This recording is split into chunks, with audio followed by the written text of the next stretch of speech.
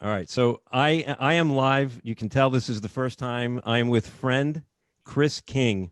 Chris has a company called Status Flow. He is a peak performance executive business coach and motivational speaker. And I thought who better to speak with about mindset than Chris King. Chris, welcome and thank you for your patience in me fumbling through getting this set up. You're so welcome. And thanks for having me. I love talking about this stuff. It's getting me to shut up. Now that's the trick. That could be. Let me get over to. Give me one more second. There we go.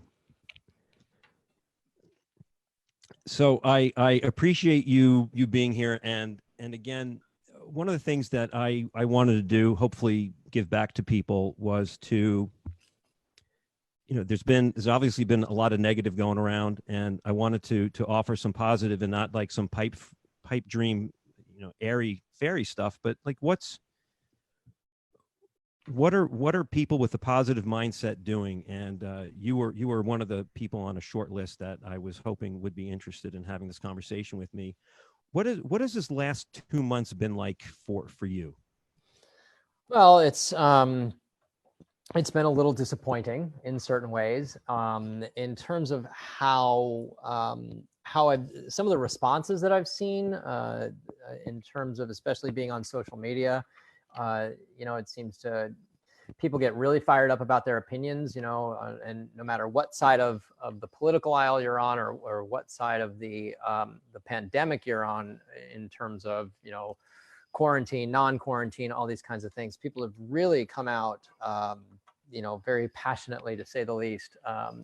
And I think there's an opportunity to sort of come back together. I think, people will unfriend each other, because of their opinions on things like this. And I think in terms of mindset is what I see is people very in times of fear, and I don't say uncertainty, because every day is a time of uncertainty, but not every day is a time of fear. So in a time of fear, what happens is, we tend to cling to, we look for safety to cling to, and this is, mostly unconscious. And so what we're doing, all this Facebook fighting, is really people looking for some kind of security and some kind of safety. And so it's like, well, I have this fact about, pandemics, or COVID-19 specifically. It's like, well, I have these facts that contradict it, and we're fighting because this agrees with my framework and this agrees with my framework, and we're so tightly clinging to our framework that we can't open ourselves up and say,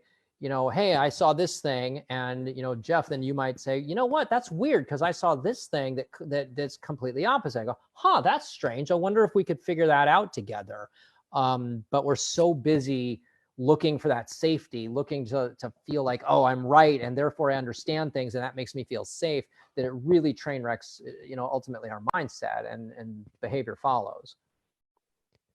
So if you can take yourself back to the middle of March, when you first heard that we had to shelter in place, and probably like me, you're like, what does shelter in place mean? But if you could take yourself back there, and as you started processing everything, take us through what you were going through, and how you processed it, and what everything that was happening meant to you.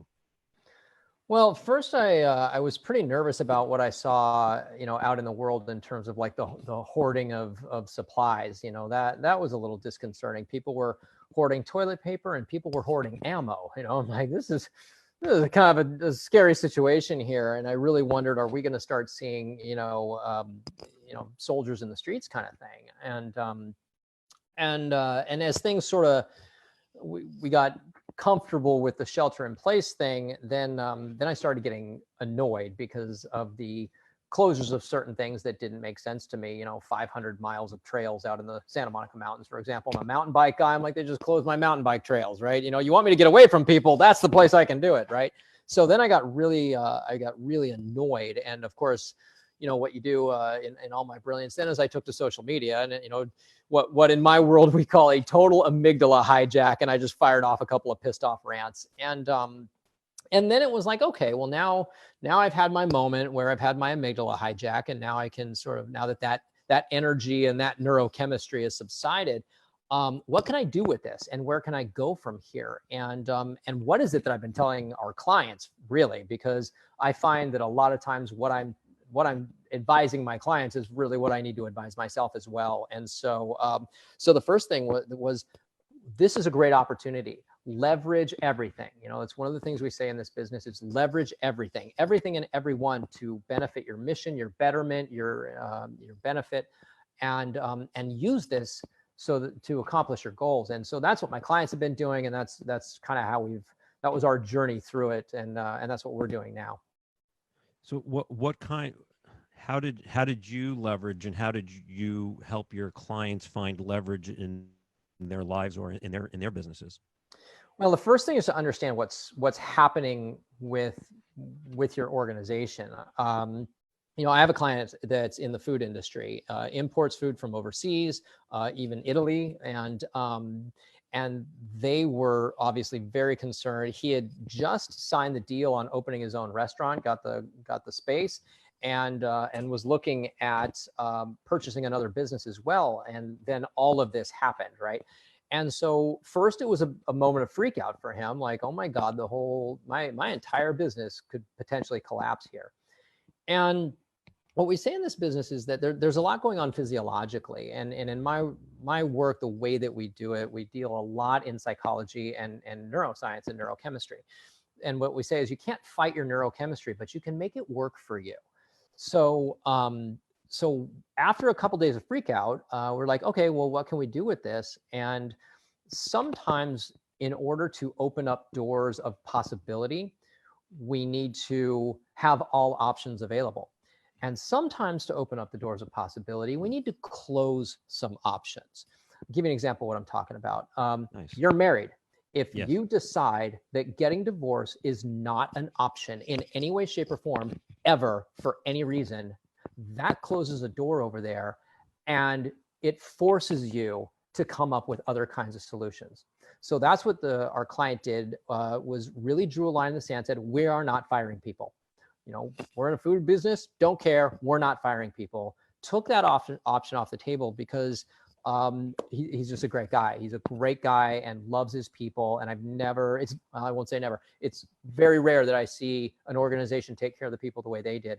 And so after 2 days of freak out, had 3 days of build out, and came up with a great idea, built out a whole new wing of his business, didn't have to fire a single person, was able to maintain things. What did he build out? Did he build out restaurant space? I can't tell you specifically too much Okay. about it. I can tell you it's Okay. a lot more in like food delivery and things like that, and custom sort of programs that he developed. So what kind of leverage did you find for yourself, either in your personal life and or business? Well, the first thing, we went from regional to national overnight. You know, we're in a networking group together, you and I, and so I was able to expand our network that way. So we really started doing business development in other markets in the country. We got traction very quickly, so that was really exciting. It also got me off the road. I don't know if you know, Jeff, I mean, you know, I drive a bit, about 35,000 miles a year to see clients between about Westlake Village and San Diego. Well, no more time on the road. I think I've driven 20 miles in the last 6 weeks, right? So I have this massive time inventory. So all of the things that I had been backburnering were now right on the front burner and right on hot. We got all of our marketing going. We got new branding going. We got, you know, I mean, everything was in motion on this. New programs developed. Like it was all, this is the time, because fortunes are made in down economies. And it's when it seems like the world comes crashing down that the 800-pound gorillas emerge. If you remember the dot-com bust of the late 90s in the recession, AOL came out of that, you know, because they were smart about how do we leverage this situation to our benefit, and they did. And so that's kind of the lens that I look through, because, you know, I came up in tech. That was my background, tech and healthcare. And so I was like, okay, so what can I do here? And so we instead of pulling back, we started building. Was your rebrand in process before the middle of March or afterwards? basically something I'd been noodling on and threatening to do and not really sure what it was or how it was. And all of this, because I was in a mindset of openness and creativity and abundance and possibility, the answers just came to me. It was kind of the lightning bolt, the aha moment, and there was very little thinking involved. It was, there it is, good, go do. I think I had 2 revisions on the new logo and we were done. Next, right? Just boom, done, next.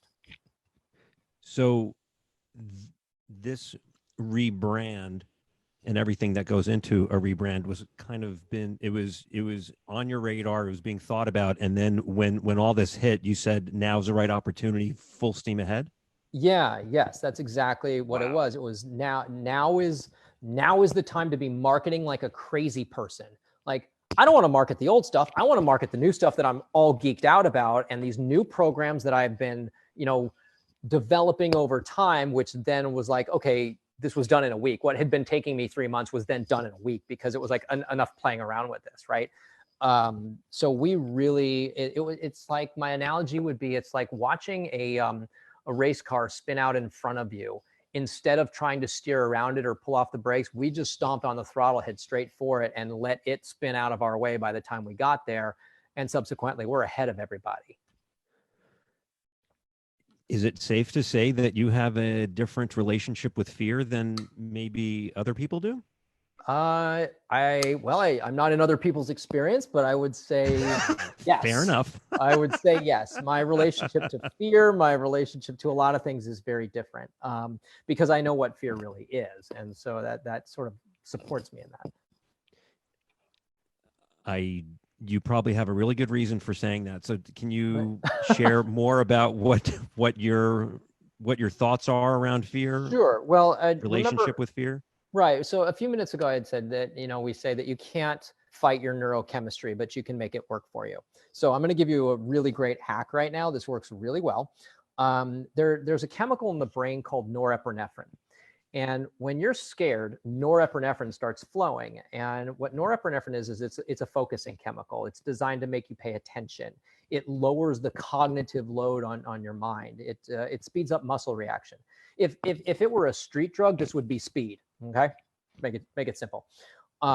So now the interesting thing about it is that when you are really excited about something, really enthusiastic and fired up about it, the brain chemical that's present is called norepinephrine. It's the exact same thing. Your brain, your body does not know the difference between fear and excitement.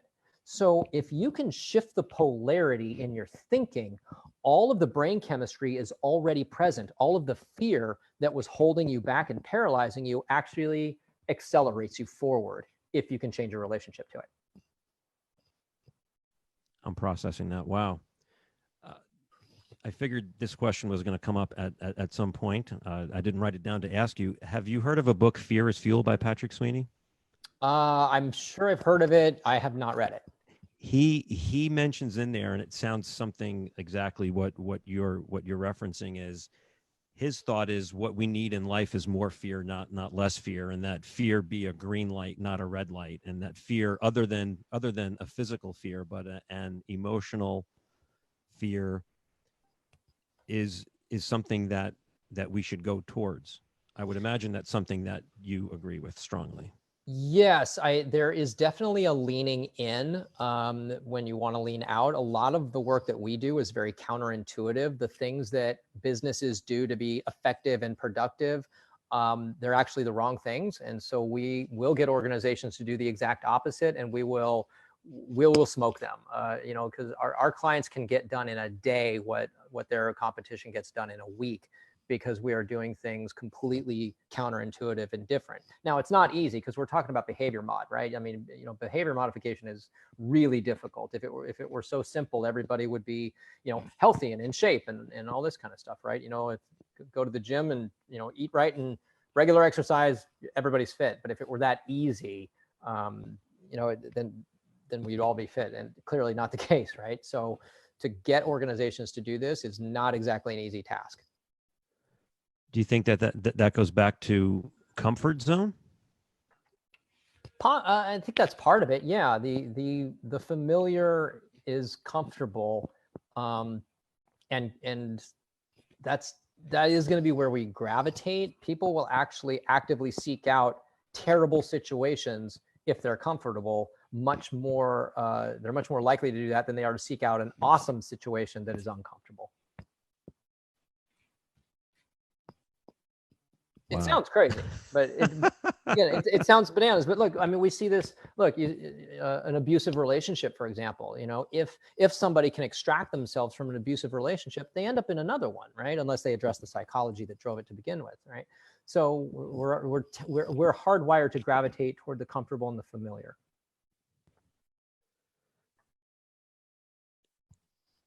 I hope you don't mind me coming back to comfort zone, but maybe it's because this book, Fear is Fuel, just keeps on coming back to me, where we come back to what is familiar for us is that ring of what is comfortable, right? And then when as we approach the end of that comfort zone is when we start experiencing fear, and then if we start expanding that, we have a bigger life, which is why Patrick Sweeney's thought is we want more fear, and as long as we end up going towards it, because that helps us expand life. And then when we don't, we start shrinking, because maybe we just pull in a little bit and make it a little bit safer and a little bit safer, and then we start going in and in and in.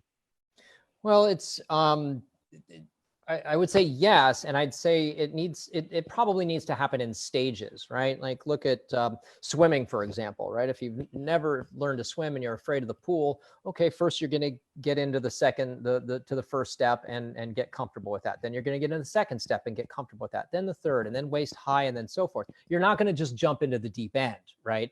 So you need enough fear so that the brain chemistry is present, so that you're focused and paying attention, and not so much that it paralyzes you. It's a balance. Nice. So sort of, you had mentioned to me that you're a motivational speaker. Would you say it's kind of the same thing as maybe getting a little bit of butterflies before being in front of an audience, not being nervous and stammering and losing your train of thought, but just getting that nervous energy and feeding off of that, as opposed to not having that and walking out comatose? I'd say that's a very good example for me.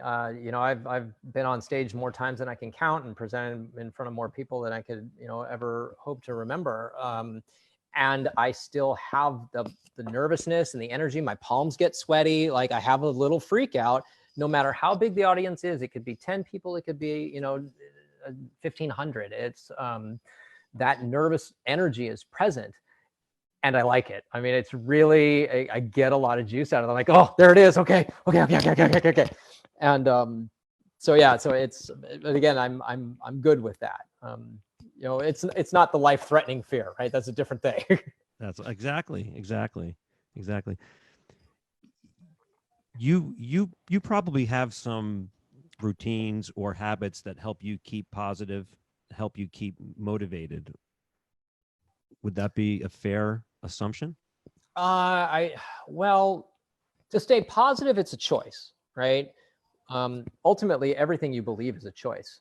Your beliefs are choices that you haven't taken responsibility for. The second you take responsibility, you can believe anything you want, right? And the opportunity, and maybe even the obligation, is to believe the things that align with your goals and intentions. Now, as far as motivation, I'm going to let you in a little, the dirty secret, in my opinion, of motivation. It's bullshit. The thing about motivation is that, look, if you are sitting on your butt doing absolutely nothing, you are motivated to do just that. There's a driver behind that. So it's not so much about motivation. It's where are you directing it? What's it connected to, right? What is happening with you that this is what you want to be doing right now? Now, and this could come up in any number of ways, right? Maybe it's a self-sabotage strategy so that I can stay in the familiar and the comfortable. Maybe it's I'm not really connected to the thing that I'm quote unquote supposed to be doing, and I don't actually care about that. So, but motivation itself, you're motivated if you're passionate about whatever it is. So since part of what you do and your expertise is motivational speaking, how do you what is your mission when you're in front of a group, in front of an audience, and your duty is to motivate them in some way? Well, like I said, they're already motivated. So my opportunity is to see if I can get them to channel it. I don't have to give them motivation, and I don't have to motivate them. I need to see if I can open a door for them so that they can make a conscious choice to channel it into something. Because if I just tell you to do something, you're not going to do it. You don't have any autonomy in that, right? But if I can get you to willingly say, that's what I want and that's where I'm going, then you're going to do it. So it's really, for me, my intention is to get up on a stage and connect. How do I connect? How do I reach? And how do I communicate effectively and share from a really vulnerable place? Because if I can be vulnerable in front of the audience, that gives them the opportunity and permission to be vulnerable as well. And through that vulnerability, they can connect with their truth. And then we can see if we can get them to execute on that moving forward. Was that hard for you to, first of all, to realize the power of being vulnerable, and then actually taking the risk and taking the chance of being vulnerable in in front of a bunch of strangers that were there to get motivated by you? You know, Jeff, I spent my entire life hiding. There was an event somewhere in first grade, and this is, I think this will happen. I think this will be a shared experience, right? If I start the sentence with the story with when I was in first grade, there was like a pivotal moment somewhere around that time, 4 years old, 6 years old, in there somewhere, that something happened, and it really became a pivotal moment in terms of coding our own belief system in our own heads.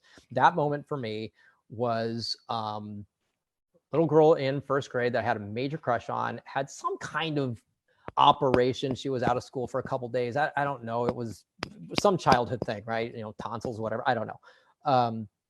And our first grade teacher, Mrs. McCullough, if I remember correctly. Wow. She asked us all to write like get well cards, big construction paper and that kind of stuff. And so we all did this and, draw balloons and whatever. And being at that age, like there's not a whole lot of ideology around being rejected from the herd, which is that fear thing, right? That's the ancestral brain. We need to be a part of the herd, right? Exactly. So yeah. I wrote in there, whatever I wrote about get well or whatever. The one thing that I remember writing was I love you. And nicely done. We turned the cards in, and the teacher was very happy, and she was very excited to announce how she was going to read all the cards that everybody wrote to the class. Dope. And still not thinking anything of it. It wasn't until she read the part where I said, I love you, the whole class. Look, if you can imagine the sound of 30 first graders, like the public shaming from 30 first graders. Shrieking. Right. That's like, talk about PTSD, right? So, but in that moment, what I learned, because it came from such a real place, right? I was a very sweet, innocent, very naive kind of kid. I mean, I still am in a lot of ways. What I learned in that moment was don't show up. Don't be authentic. Don't be real. Do not share your truth. And I spent 30 years plus living that way, hiding who I was, lying about everything, compartmentalizing my life so that if this compartment broke, this one didn't flood. And it wasn't until my second failed marriage that I finally woke up and started to make some changes. I was 38 years old. Wow. And it still took me several years to really get there. On a very brief note, you're taking me back to first grade. I think I was a campaign manager for somebody running for some office in first or second grade. And I said something, I don't even know what I said in front of everybody. And then I fell off the podium, just face planted. Wow. Thank you for bringing that back. I appreciate it. Right? The moments of humiliation. But here's what happens, right? We code this. We code these experiences into it. And what did that became my reality, that being real, being authentic was dangerous. It was threatening. It will get me excommunicated from the herd. And that is fight or flight, life threatening kind of thing. Because again, ancestral brain doesn't know the difference between, first graders shaming you and a bear eating you. It's the same, it's processed in the same place in the brain, right? So yeah, and I spent, it took an instant for that to get coded into my, my reality, my worldview, and took decades to become aware of and disentangle. It's so fascinating that our brain is like that. Like what I'm going to go back to Patrick Sweeney again. He talks about us having, 2 million year old software. So even, we do. Yeah. Yeah. The brain hasn't evolved that much, society has, the brains haven't, right? Right. So, and we're wired to survive, not to thrive and be happy. We're just, right. But are we? Oh, See, aha, now, please go on. this is where the good folks at the Flow Research Collective and I agree, and where I think science is going to catch up with us, because I joke about this. The experts at one point thought that if you drove faster than 60 miles an hour, your skin would peel off your face, and the experts thought the Earth was the center of the universe. And I said, look, we don't follow the experts. We're the disruptors and the innovators. The experts follow us. And so this is one of those cases where I think science is going to catch up with us.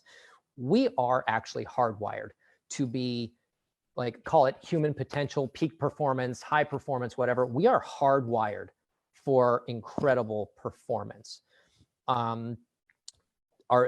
Based on what we see in terms of what we now call flow, what you've heard deemed as runner's high, you've heard of athletes talk about being in the zone. This is actually a neurochemically driven state of consciousness. We call it flow. We've been studying this. It has its roots in positive psychology, goes all the way back to William James. But in a flow state, you are at least 5 times more effective than you would normally be. You are at least 7 times more creative. Overwhelm and burnout drops to absolute 0. And because they study, there's a guy in the 70s, Csikszentmihalyi, University of Chicago, studied all this, and they interviewed everybody. They, plumbers, Tibetan monks, whatever. They interviewed everybody. It turns out flow is everywhere in everyone. And so we are actually hardwired to thrive. There are 2 ways that you can get peak performance out of a race car. I'll use an analogy. You can soup up the engine and give it more horsepower, or you can reduce the weight. A lot of what we do is reduce the weight. We strip away all the stuff, because you're already a Ferrari, Jeff. I just need to get all the crap out of the trunk that is slowing you down. That's what we're doing. Would that be along the lines of limiting beliefs? Like that is that one of the things that you're referencing? Yes. Look at how quickly, if February 22nd, just because I'm picking random dates, I had said to you, Jeff, here's all the things we need to do in society. And it was all the pandemic kind of stuff. We're going to need to work from home. We're going to need to do this. We got to get Zoom lit up. We got to do all these things as an entire world. We need to do this. All those businesses and all those organizations would have said, that's impossible. Here's all the reasons we can't work from home. Here's all the reasons we can't do this. Here's all the reasons we can't do that. The moment we decided, mindset, the moment we decided it was necessary, it became a reality. And this is not new. This goes back to, this is like the Roger Bannister principle, right? The 4-minute mile, 4-minute mile, chasing that record for decades. Scientists believe that you would actually die if you ran a sub 4-minute mile. And sure enough, Roger Bannister, I think it was May of 1954, runs a sub 4 mile. His record lasted 2 months. Unbelievable. After so decades, right? And how many people have done it since, right? Like countless. Tony Hawk, it was a big deal to do a 1080 in competition. He finally pulled it, and now you got teenagers doing it, like, within a year, and he was at the peak, right? So the second we decide something is possible, it becomes so. Yeah, so I guess that's the difference between needing the proof first and then doing it, or having the vision. Well, some people say seeing is believing, and I would argue that actually believing is seeing. Right. If you see it through a certain lens, that's how it's going to be. If you know, a friend of mine, you know, who I judge as, you know, kind of on the arrogant side, or somebody said, oh, he's going to come in and be arrogant, I'm going to see him that way no matter what he does, because I'm already looking through that lens. It's what I expect. And again, I need to be right because it feels safe to be right. So, and that's the hardest part of this work, is actually going out in the world and consciously trying to prove yourself wrong in service to getting what you want. So failure is part of success, not the opposite of.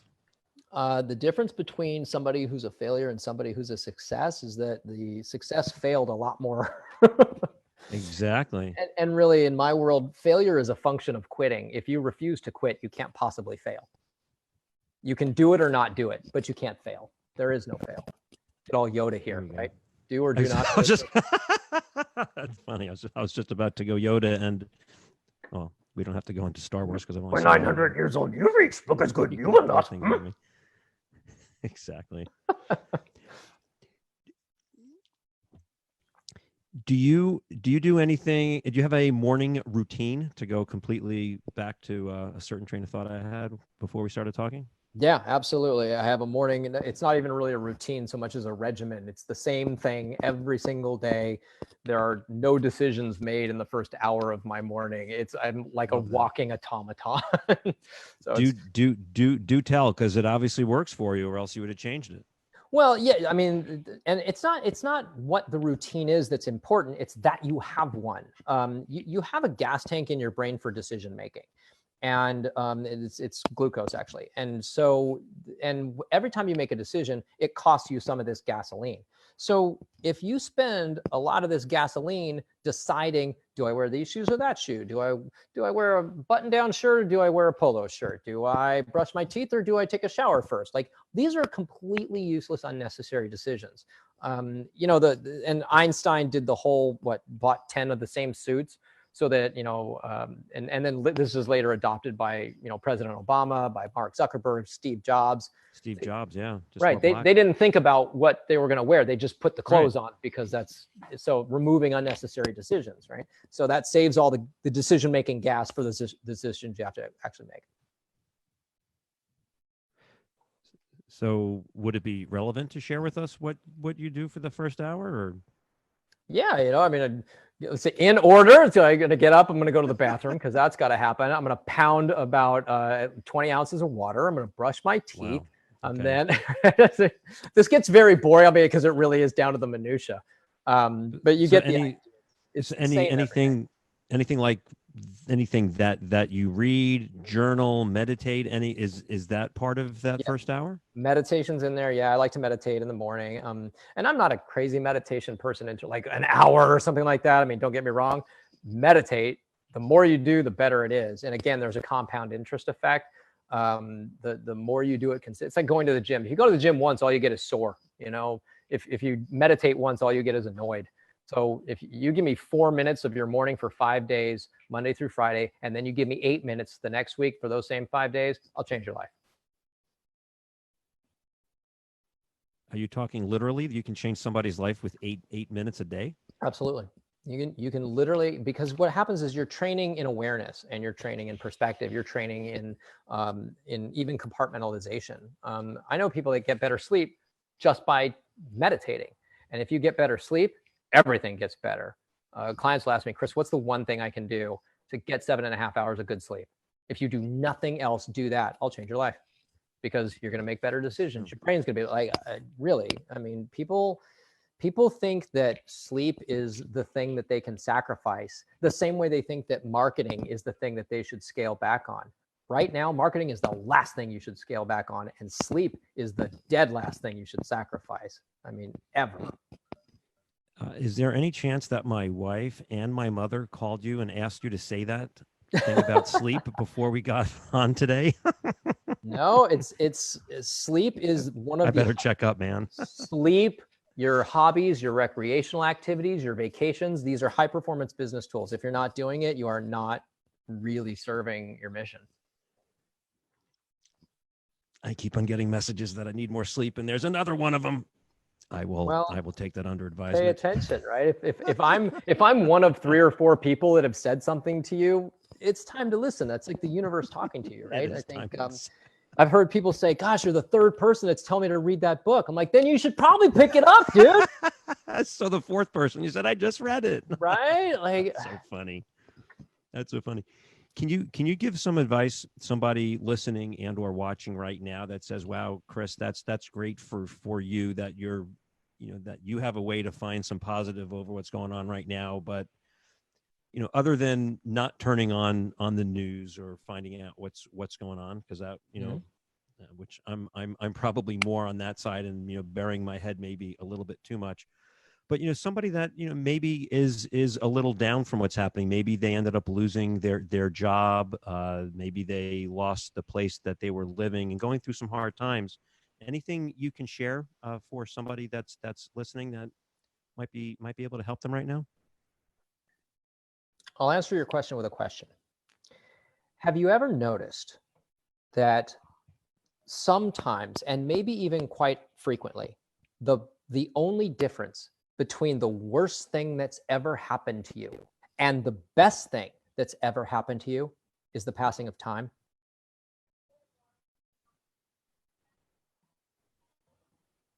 I remember when my second wife left me. I actually later I actually judged her for not leaving me sooner because I was such an insufferable pain in the ass.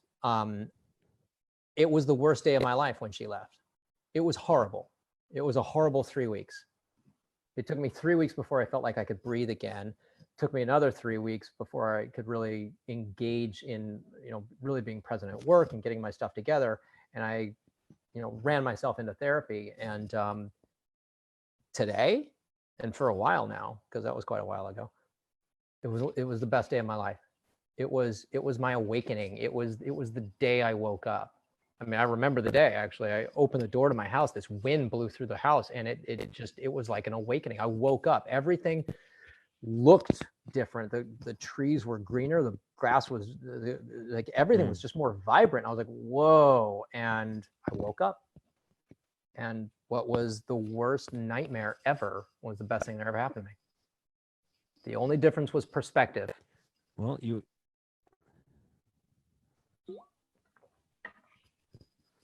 I guess it's kind of easy to say this too shall pass. And I mean, obviously at some point it will. It's probably not going to be next week. And, it may be months or a year or longer, probably just harder for somebody that's going through that time, like right now, where, maybe didn't have money saved up, but maybe lost a job and then, just freaked out. Mm-hmm. Well, I guess there wasn't a question there. Yeah. Well, no, you're absolutely right. And I'm not saying that it's fun. I'm not saying that we like it. Yeah. I'm saying that nothing happens to you. Everything happens for you. And if you are waiting for something, then you're losing traction right now. It's like, look, you don't have to like it, right? It doesn't have to be fun or comfortable, and it sucks. The thing about progress is that it doesn't happen without struggle. And we actually need this. It's not a straight line, right? It's really not. Yeah. We need the struggle to make progress. In the military, they say, yeah, it sucks. Embrace the suck. Embrace the suck. Embrace the suck. I read a book. You're making me think of by Ryan Holiday called "The Obstacle Is the Way," and great book. And he ordered so you read it? Yeah. I just ordered three posters today that are all quotes from different Stoics, and that was one of them. And it's so natural to say, oh, this bad thing happened, or, oh, it's going to be hard if I do it, so I'm not going to do it.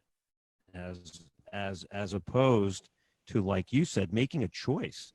And you could make a choice. Like my coach wanted us at this point in our lives to challenge every belief that we have. And he said, why do you believe hard is bad? What if you believed hard is awesome?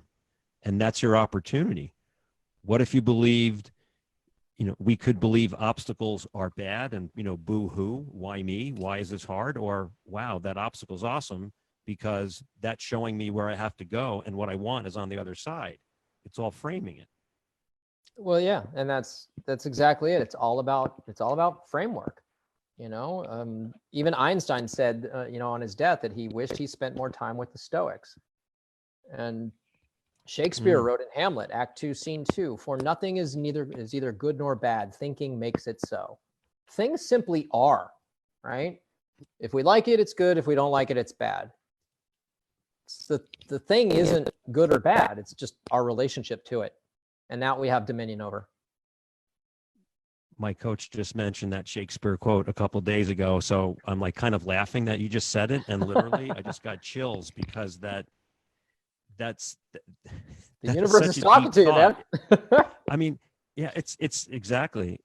That's like such a simple sentence. And you could really, I spent time journaling about that. It's so meaningful. Well, I mean, think about it this way, right? Let's say you and I get in a fender bender, right? And I say it's your fault and you say it's my fault. And we go to court. And the judge says, you know what, Chris, it was your fault. You got to pay Jeff some money. You're going to say that's good. I'm going to say that's bad. But the thing hasn't changed, man. The thing is what it is. Right. So it's just a question of whether or not, we are thinking our relationship to it, right? So who's to say what's good or bad, right? I'm not qualified to say what's good or bad.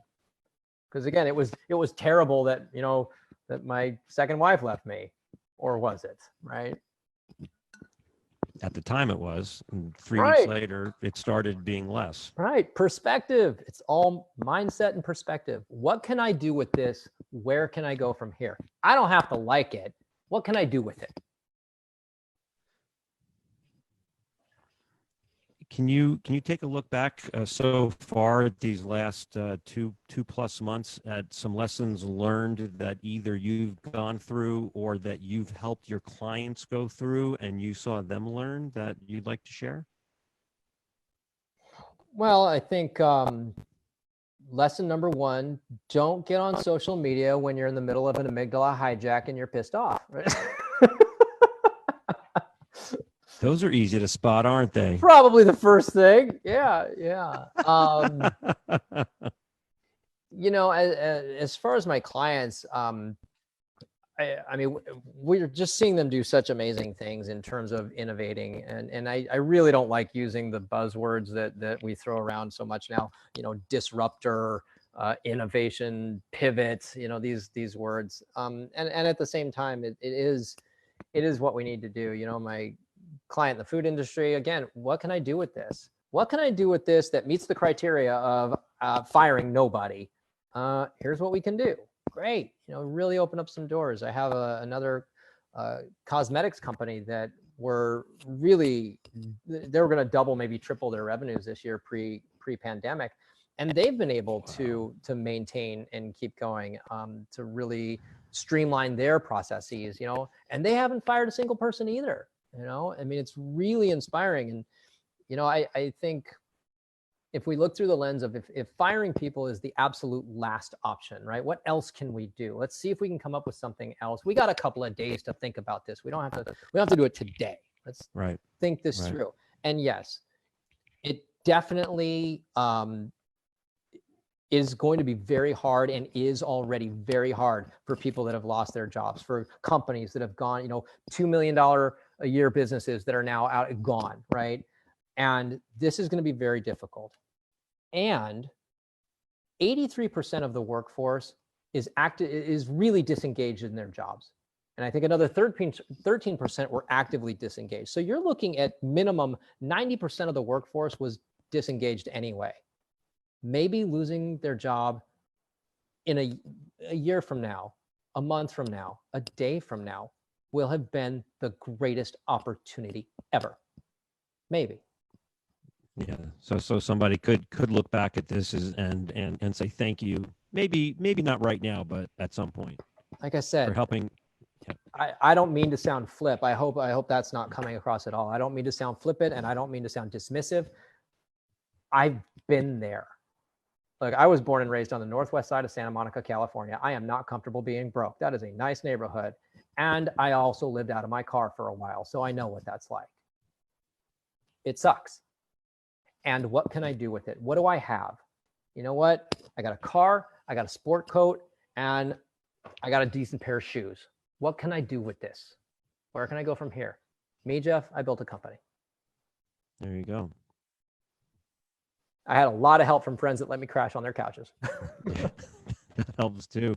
You know, it's so, you know, we, I think in certain ways we've been, or specific ways we've been speaking about programming our mind. And I don't want to say from day one, but pretty close from day one when we had the shelter in place. And even as it was looming, my business coach was saying almost every day, keep your eyes open, keep your head on a swivel. There's going to be an opportunity someplace. You don't know when it'll come, and you don't know what it's going to look like, but keep your eyes open and keep keep looking for it. And that helped me. I mean, I don't want to say that I've necessarily found it yet, although I have made a lot of personal changes over the last 2 months, or personal growth, which has been really wonderful. But if he would have said, you know, as a real estate agent, you know, half of the people on this call right now are going to be out of business, and you better start looking for a job. And like, if he would have just brought it down negative every day, I'm not saying that would have made me negative, but that could have put me in that negative mindset. So like you're saying about framing, we could look at all of the negative taking place, or we could realize there's a very high likelihood that we're going to live through this. You know, some people aren't. A lot of people will live through this. And if we keep our eyes open, there's bound to be some sort of opportunity if we keep our eyes open to it, if we keep that expectation. Because if not, what, Edison or somebody does, luck doesn't, or fortune doesn't stand on a stoop shoulder. Mhm. Something like, right? And, you Yeah. know, you could say that's trite, but, you know, if your head's down and you're staring at the ground and the opportunity's right in front of you, you're not going to see it. Well, that's true, and or be able to create it, right? I mean, one of the things people, I got into a conversation the other day with this lovely woman about luck, and you know, she was talking about that. You know, some things require a certain amount of luck, and I'm like, well, that's a very external locus of control. You know, that's putting your fate outside of you and not taking responsibility. I said, look, you know, in the work that we do, we're actually going to increase your pattern recognition. We're going to improve your lateral thinking. You'd be surprised how lucky you get when you have these tools at your disposal, right? Because it's not luck. It's like you start making connections that you wouldn't have otherwise made. So, you know, I say this a lot. It's one of my favorite quotes. The Navy SEALs, they say, you know, people don't rise to the occasion. They sink to the level of their training. And, you know, there's a lot that you can do in training yourself. You know, I mean, I sort of joked with my clients a little bit. I was like, I felt like some military movie, you know, gentlemen, this is what you've trained for, right? And it's incredible. I mean, our clients are just really, I think the most inspiring thing is their attitude, you know, their attitudes about this. Like, okay, you know, here's what we're going to do. Here's how we're going to do it. They're really, really just inspiring. I've gotten on a couple podcasts that had Navy SEALs as guests, and I've really fed off of their mindset, and I really love it. I took a picture. A picture of the Navy SEALs during, I think it's called Hell Week that they have, and at night I got about a poster of about 20 Navy SEALs that are up to their neck in mud. And I think the story is that they're there like overnight. So they're in this cold mud overnight. And I wrote at the bottom, what's bigger, my vision or my excuses? And I just love staring at them, because I'm like, whatever I'm going through, it's probably, you know, everything is perspective. I look at them sitting in mud for 12 hours, freezing their butt off, up to mud at the top of their neck, with people screaming at them, come on, ring the bell, everybody can come out. I'm like, not me, man. It's just a question, you know, it's Anything a question else? I'd say it's a question of, you know, whatever you want. Is it a goal or is it a preference? You know, Brendan Burchard, he says if it's a goal, you'll do what's required to make it happen. If you're not willing to do what's required, it's a preference.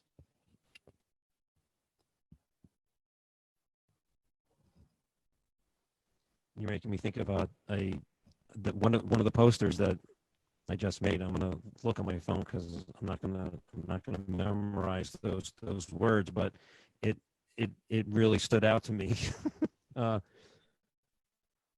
First, by Epictetus. First, say to yourself, "What would you be?" and then do what you have to do. There you go. I love that. It's it's not, well, I don't want to do it. Okay, well, you may. Do you want what you want? Because that's going to take a certain effort or a certain sacrifice. And if you don't have to sacrifice, but you may not get what you want to aim for. Yeah, that's it. And it all boils down to personal responsibility. You have a choice. Anything you want to add and put a bow on this for us? I don't know. What would I say? I've been talking the whole time here. I don't know what else. Pseudo poetic one-liners or quotes from famous people. Exactly. Just put a bow. Okay. I appreciate your time very, very much. There were a lot of great nuggets for me, and I hope that for our listeners also. Thanks so much. Always good to see you. You as well. For anybody that wants to contact you. Wow, how could I end this and not ask you that question? What is the best way to get in contact?